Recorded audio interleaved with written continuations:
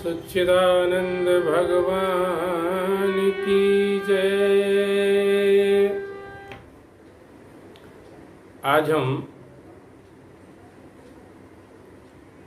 अधिक मास पुरुषोत्तम मास क्या है और इसकी महिमा क्या है, इसके ऊपर चर्चा कर रहे हैं। जैसा कि आप सब जानते हैं, 18 सितंबर से 16 अक्टूबर तक अश्विनी मास माने कुवार के महीने में इस वर्ष अधिक मास है, जो 18 सितंबर यानी कल से प्रारंभ हो चुका है। इस मास का प्राकट्य कैसे हुआ, थोड़ी सी चर्चा इस पे करें। हमारे भारतीय सनातन धर्म की काल गणना के अनुसार हमारे सूर्य वर्ष और चंद्र वर्ष होते हैं। तो सूर्य वर्ष की जो अवधि होती है वो 365 दिन से थोड़ी सी अधिक होती है, और चंद्र वर्ष की जो अवधि होती है वो 354 दिन होती है। तो इन दोनों का सामंजस्य कैसे स्थापित किया जाए, इसके लिए ये जो चूंकि सूर्य वर्ष और चंद्र वर्ष के समय में 11 दिन का अंतर पड़ रहा है, इसको सामंजस्य बिठाने के लिए, सामंजस्य स्थापित करने के लिए 11 11 11 तो हर 3 वर्ष में 1 महीना तैयार हो जाता है।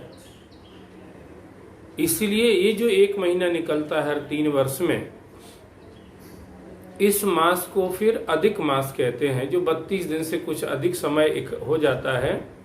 तो इस मास को कुछ हमारे सनातन धर्म में अधिक मास कहा गया।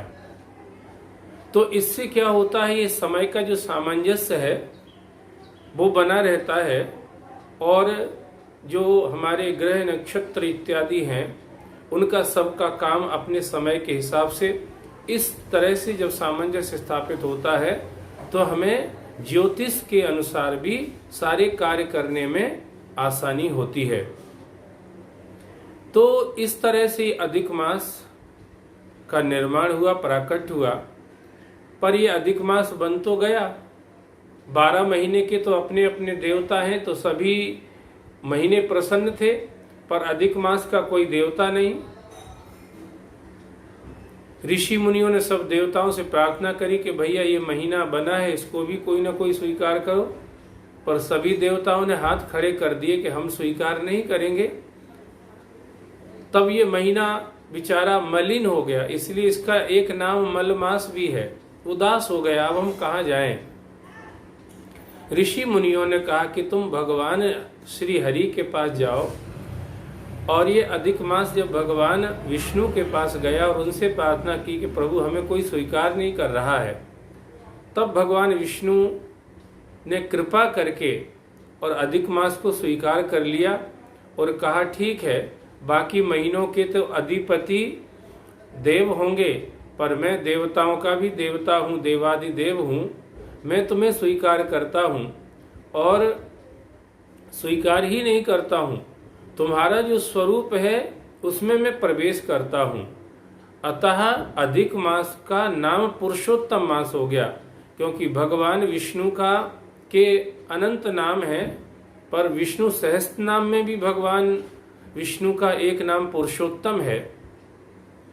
इसलिए भगवान विष्णु ने इस महीने को स्वीकार ही नहीं किया, बल्कि इस माह में भगवान विष्णु प्रवेश हो गए।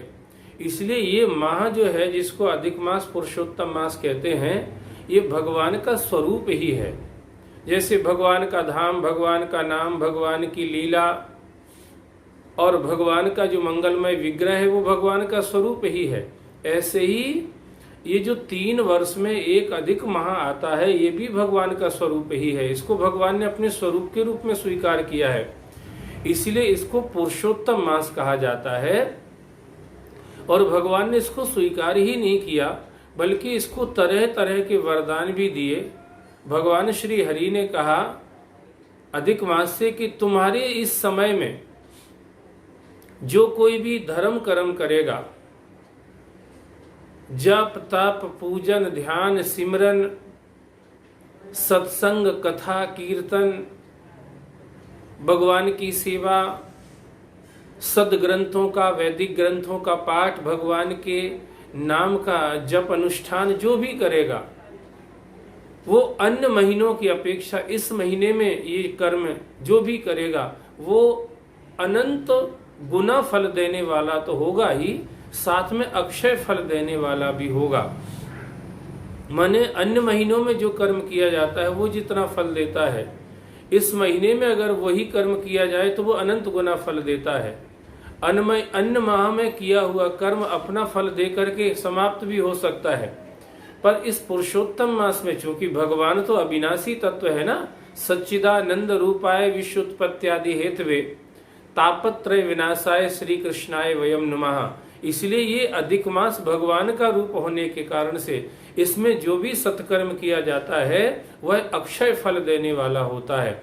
माने वो कर्म कभी समाप्त नहीं होता है, वो हमेशा हमारे पुण्य के रूप में, हमारे भाग्य के रूप में हमेशा हमारे साथ रहता है और हमारे जीवन की अनंत जन्म है, पुनरपि जन्म पुनरपि मरणम, इस विधा के अनुसार ये जीव की यात्रा चलती रहती है।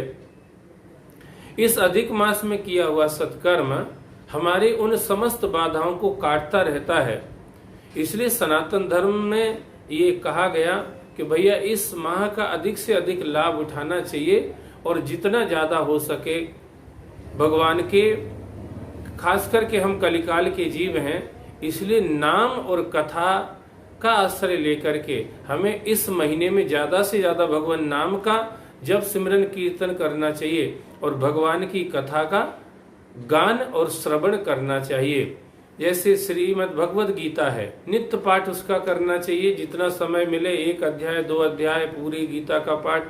और अगर पूरी गीता का पाठ नहीं कर सकते हैं तो गीता के अंदर भी जो 15वां अध्याय है वो पुरुषोत्तम योग वाला है, भगवान के नाम का अध्याय है और ये माह भी पुरुषोत्तम मास है।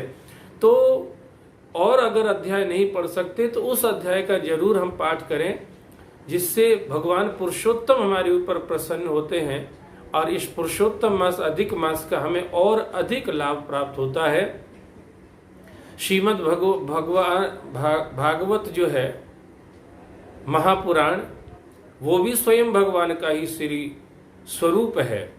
तेने अयम वांगमयी मूर्ति प्रत्यक्षा वर्तते हरि, सेवनाद श्रवणाद पाठाद दर्शनाद पाप नाशनी। ये श्रीमद् भागवत महापुराण भी भगवान का ही स्वरूप है। इस माह में ज्यादा से ज्यादा भागवत कथा का गान और श्रवण करना चाहिए। आप सभी धर्मावलंबी लोग इस बात को जानते हैं और देख ही रहे हैं समाज में। इस माह में बहुत ज्यादा श्रीमद् भागवत की कथाएं जगह जगह होती हैं। आप जहां भी रहते हैं, अगर आपके आसपास भी कहीं इस तरह का कोई योग है, कहीं कथा हो रही है, तो आप जरूर समय निकाल करके उस कथा का श्रवण करें, इस परम लाभ को प्राप्त करें, जिससे वो आपको अनंत गुना और अक्षय फल देने वाला होगा। हिरण्यकशिपु सबको परेशान कर रहा था और ब्रह्मा जी से तपस्या करके तरह तरह के वरदान मांग लिए थे कि मैं 12 मई से किसी भी महीने में न मरूं, और भी बहुत सारे वरदान मांगे थे न मरने के। तब अब वो मरेगा कैसे भाई, महीने तो 12 ही होते हैं। तब प्रहलाद को जब वो सताने लगा तो प्रहलाद पर कृपा करके भगवान ने एक अलग महीना ही प्रकट कर दिया, जिसको हम अधिक मास पुरुषोत्तम मास कहते हैं।